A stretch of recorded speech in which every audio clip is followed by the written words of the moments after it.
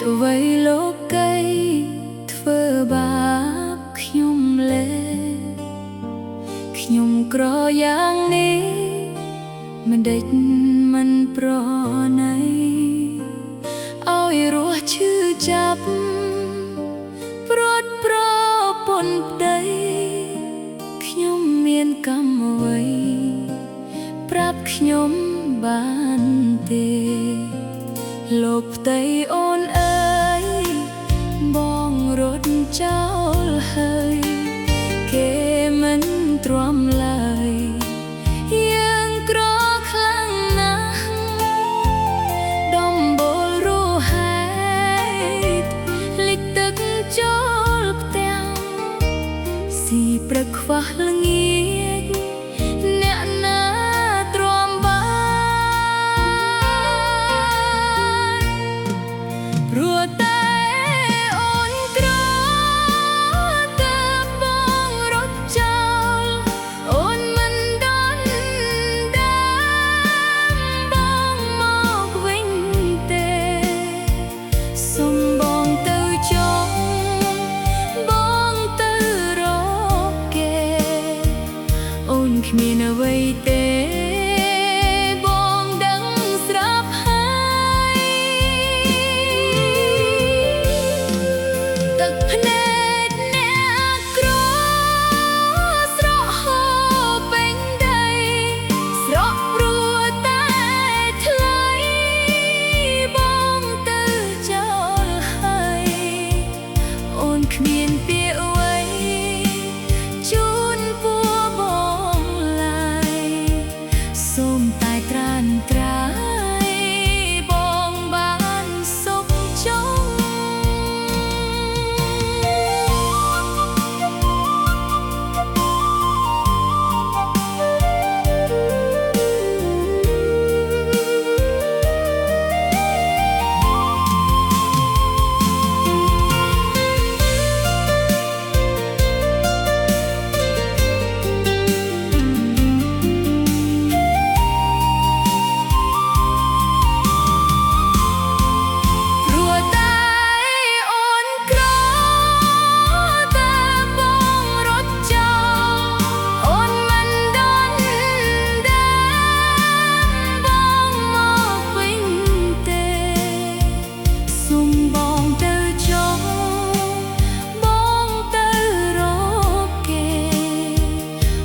គ្មានអ្វីទេបងដឹងស្រាប់ហើយទឹកភ្នែកអ្នកក្រស្រក់ហូរពេញដីស្រក់ព្រោះតែថ្លៃបងទៅចោលហើយអូនគ្មានពាក្យអ្វីជូនពរបងសូមតែត្រាំត្រាយបងបានសុខចុង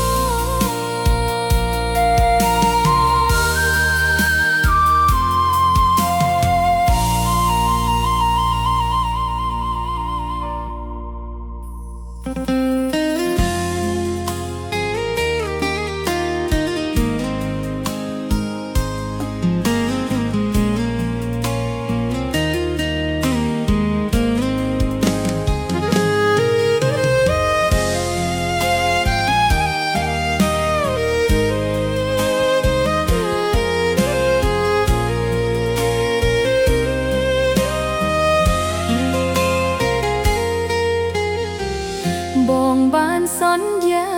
ថាស្រឡាញ់គ្នាដល់ចាស់តែនៅពេលនេះបងភ្លេចសន្យាអស់ហើយបងទៅភ្នំពេញ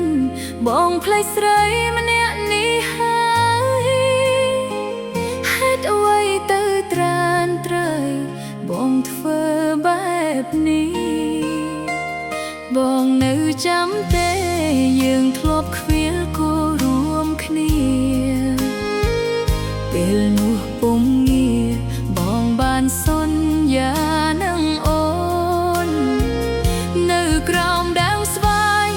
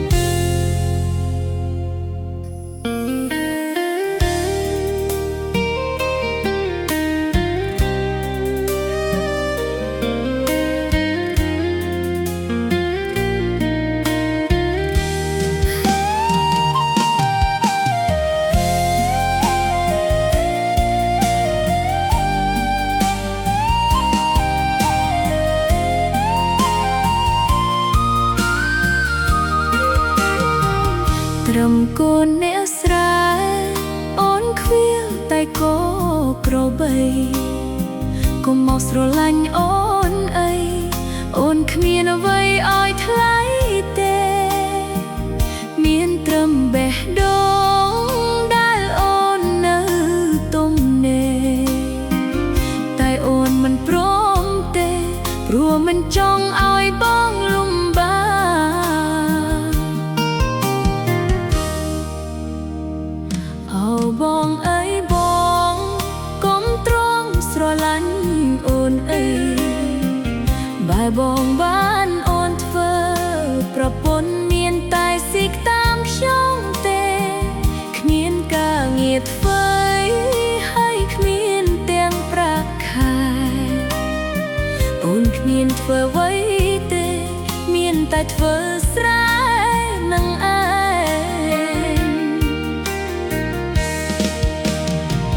ត្រឹមកូនអ្នកស្រីកុំចង់បានអូនអីសូមបងគិតសាជាថ្មីព្រោះវាមិនទាន់ហួសពេលបងល្អខ្លាំងណាស់តែអូនមិនសមបងទេអូនត្រឹមជាកូនអ្នកស្រីតែបងកូនអ្នកទីក្រុង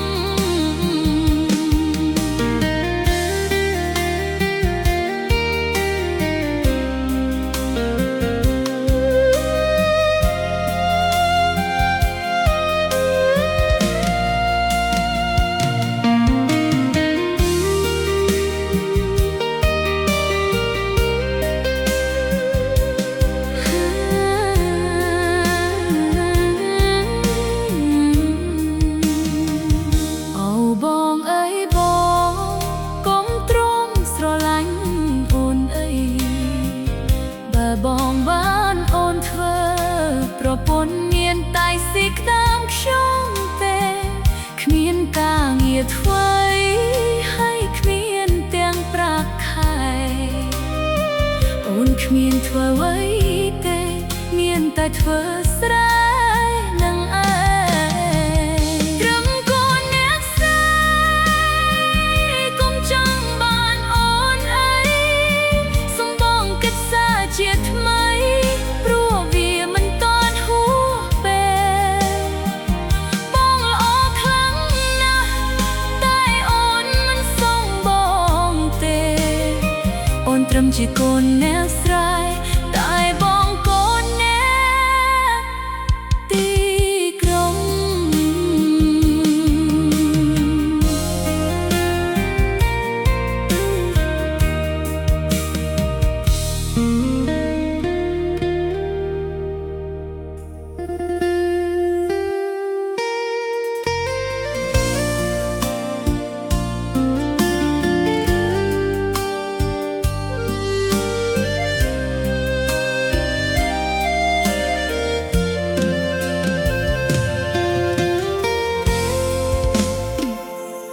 អូនដឹងច្បាស់ថាអូនជាកូនអ្នកក្ររូបរាងមិនល្អមិនសមនឹងរូបបងទេក្រទាំងចំណេះរូបរាងក៏មិនស្អាតដែរគុំនៅទ្រាំស្នេហ៍នាំតែស្ដាយក្រោយទេបងកូនអ្នកមានបងល្អគ្រប់យ៉ាងមានគេចង់បានរូបបងច្រើនណាស់មិនដេចមកស្នេហ៍អូនសុំបងគិតឲ្យច្បាស់ក្រែងបងគិតខុសគិតសាជាថ្មី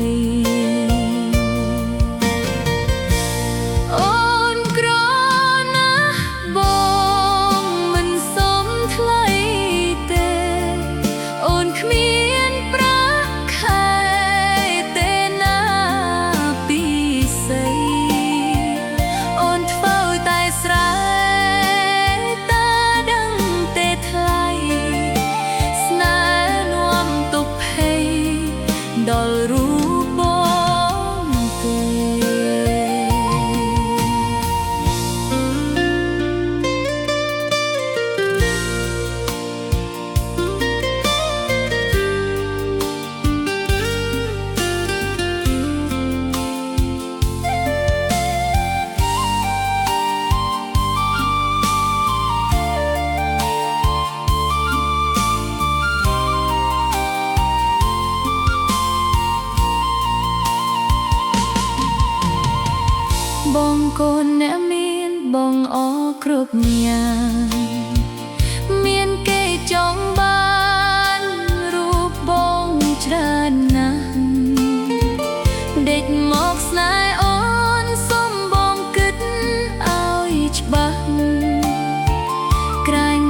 គិតខុសគិតសាជាថ្មីអូនក្រណាស់បងមិនសមថ្លៃទេអូនគ្មានប្រាក់ខែទេណាពីស្អីអូនធ្វើតែស្រែដាដឹងតែថ្លៃស្នេហ៍នោមទុកភ័យដល់រូបបងទេ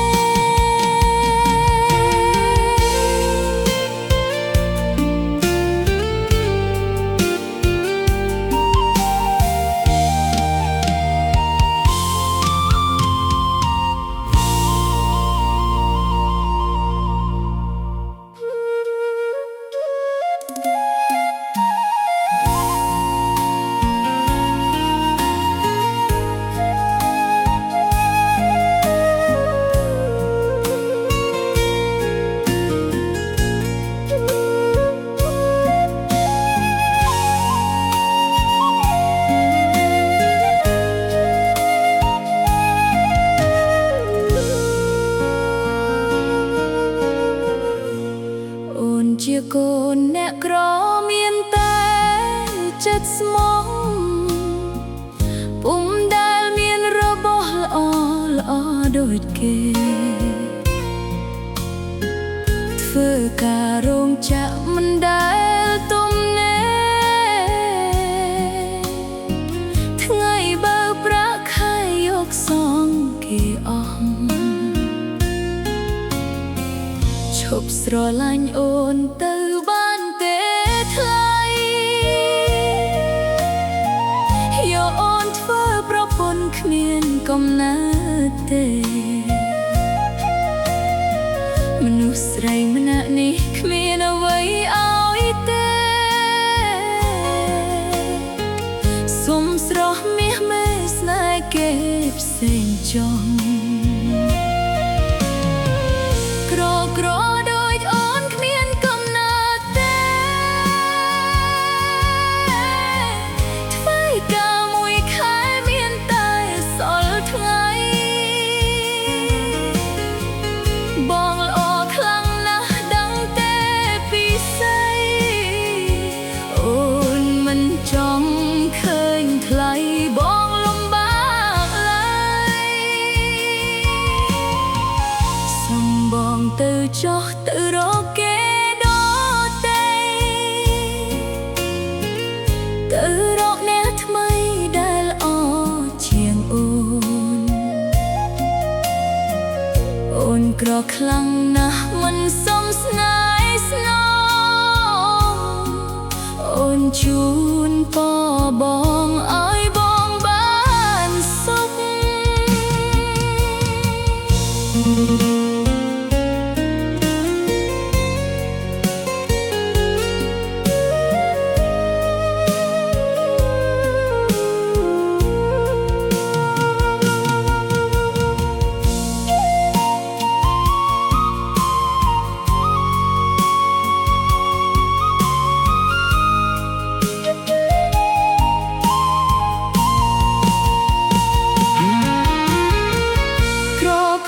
ដូចអូនគ្មានកំណើតទេធ្វើការមួយខែមានតែសល់ថ្ងៃបងល្អខ្លាំងណាស់ដឹងទេពីស្អីអូនមិនចង់ឃើញថ្លៃបងលំបាកឡើយ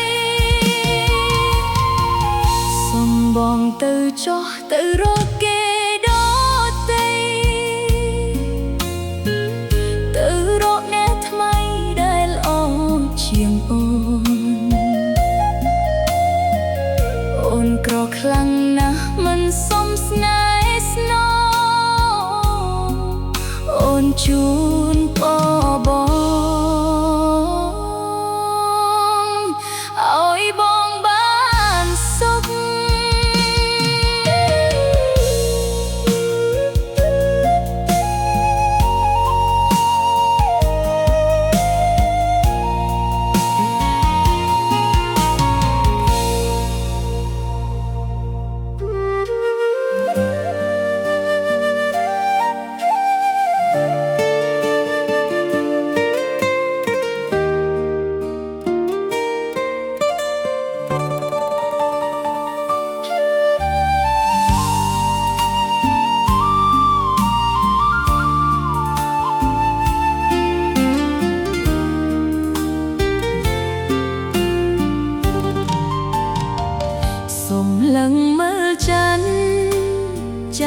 ឆ្ងាយដៃ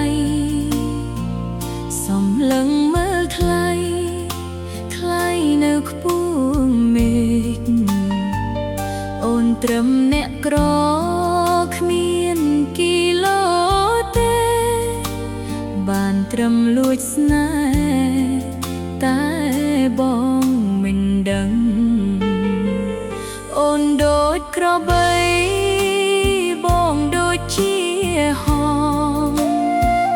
អូនមើលទៅបងខុសឆ្ងាយខ្លាំងណាស់មិនគួររូបអូនចិត្តហ៊ានយ៉ាងនេះលួចស្នេហ៍ឆោវីមិនមើលខ្លួនប្រាណក្រដូចអូនមិនហ៊ានប្រាថ្នាទេបានត្រឹមលួចស្នេហ៍គេពីចុងងាយមិនហ៊ាននៅចិត្តក្លិនស្អុយឡើងភាយគេមិនមើលងាយតែដឹងខ្លួនច្បាស់ទោះមិនបានអ្វីក៏អូនអស់ចិត្តត្រឹមឃើញបងមិត្តក៏សប្បាយដែរយើងត្រឹមអ្នកក្រកុំចង់បានគេទៅមិនរួចទេមីក្របីអើយ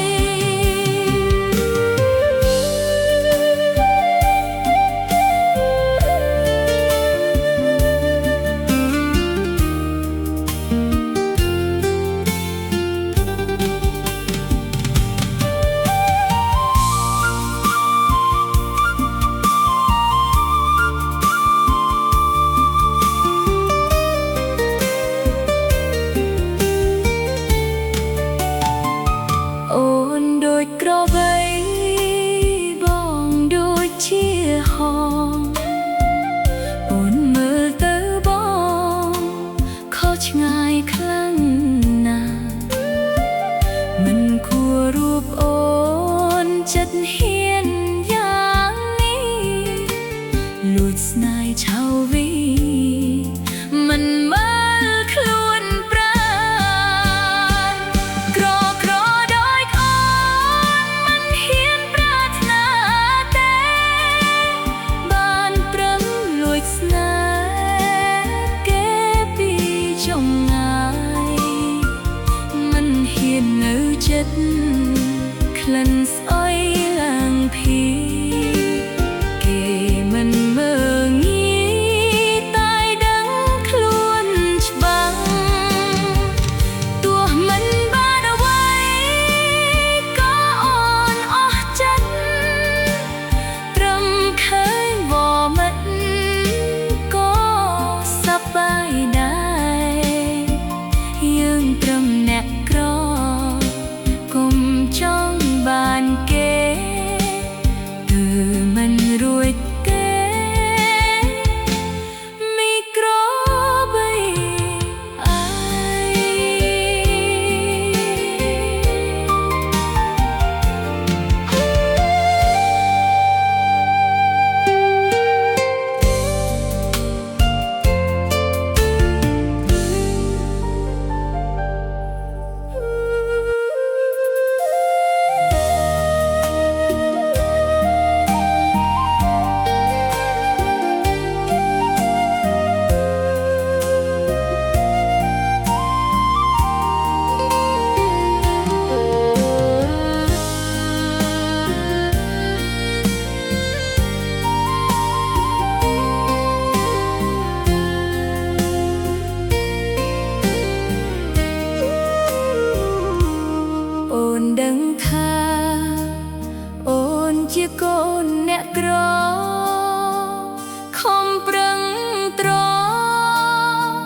ស្រឡាញ់រូបថ្លៃ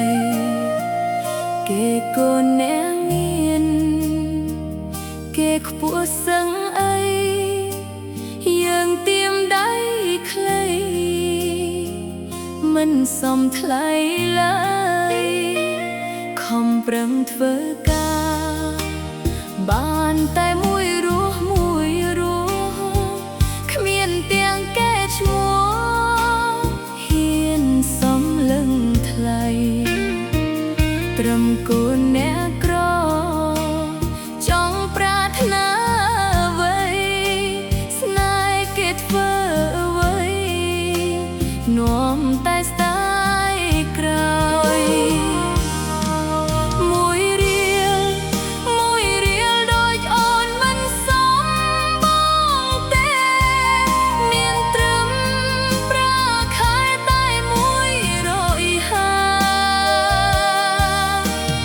ចាយមិនគ្រប់ផងចង់បានជីវ៉ាមើលខ្លួនផងណាខ្លួនឯងជាស្អី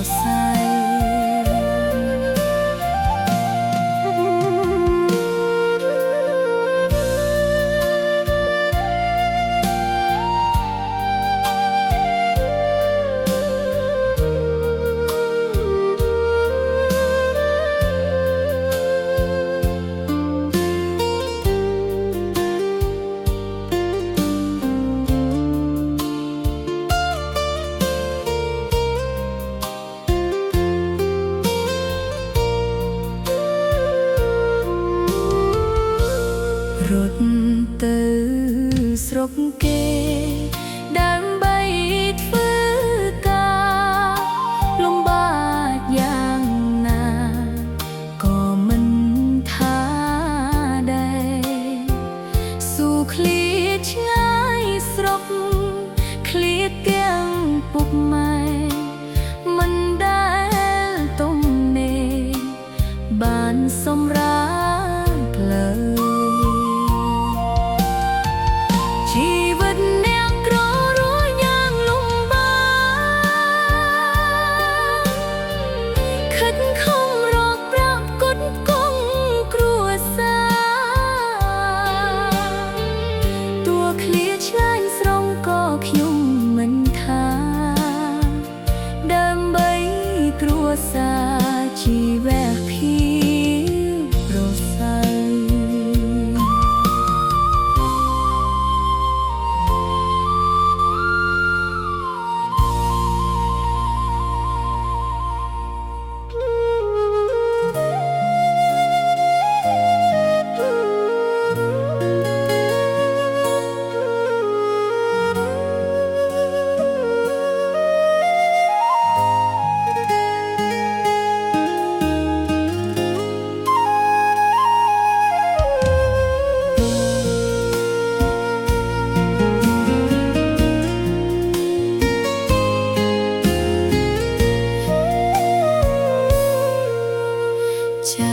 ចេញពី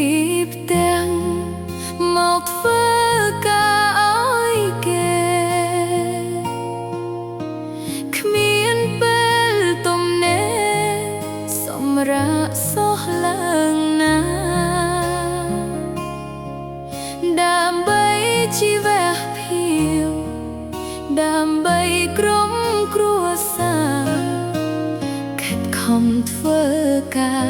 មិនដែលបានឈប់ឡើងត្រឹមអ្នកចាក់សាំងប្រាក់ខែមួយរស់គ្មានទាំងកេរ្តិ៍ឈ្មោះគ្រួសារមិនថ្លាថ្លៃប្រឹងប្រែងទៅមុខដើម្បីកូនប្រុសស្រីសង្ឃឹមមានថ្ងៃជីវៈភាពល្អប្រសើរត្រឹមអ្នកចាក់សាំងប្រាក់ខែ150គ្មានសមត្ថភាពឯណាទិញរបស់ថ្លៃក៏ក្រៃក្រុមចាយសន្សំសំចៃដើម្បីកូនប្រុសស្រី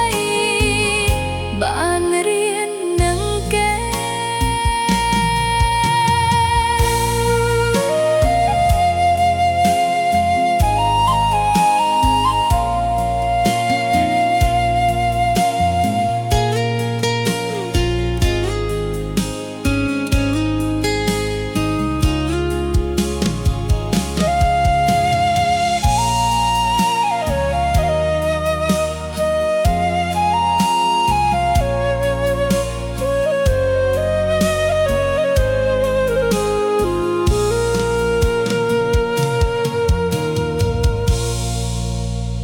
ត្រឹមអ្នកចាក់សាំង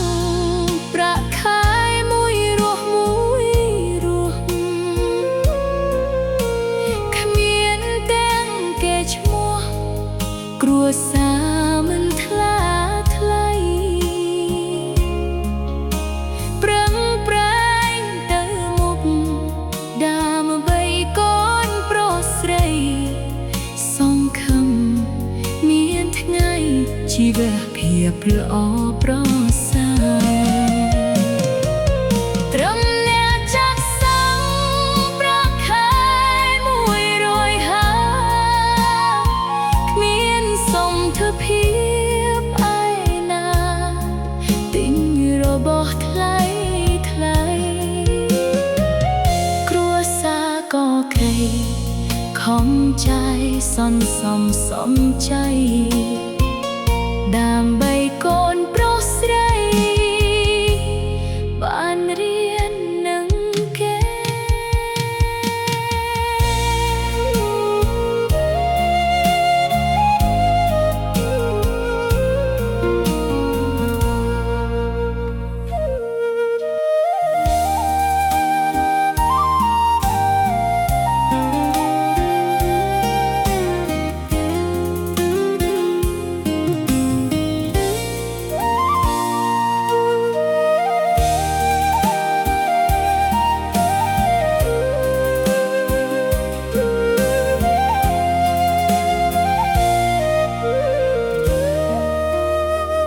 ចាក់ចេញពីស្រុកមកធ្វើកម្មកររោងចក្រដើម្បីតែប្រាក់ឃ្លាតពុកឃ្លាតម៉ែតាយាយស៊ូទ្រាំលំបាកដើម្បីជីវៈភាពប្រពៃគិតទៅអាឡ័យស្រមៃកាលនៅពីក្មេងម៉ែឲ្យខំរៀនដើម្បីឲ្យមានចំណេះខ្ញុំបែកកិច្ចវេសមិនគិតខំរៀនឡើយពេលនេះបានដឹងគឺវាលំបាកទៅហើយខ្ញុំសែនស្ដាយក្រោយដែលខ្ញុំមិនស្ដាប់ពុកម៉ែចង់บอกក្រោយណាស់តែវាហួសពេលទៅហើយមានតែបណ្ដោយទៅតាមព្រេងវាសនាចុះប្រឹងប្រែងធ្វើការបានតែមួយរស់ពេលនេះដឹងខុសត្រឹមតែកម្មកររោងចក្រ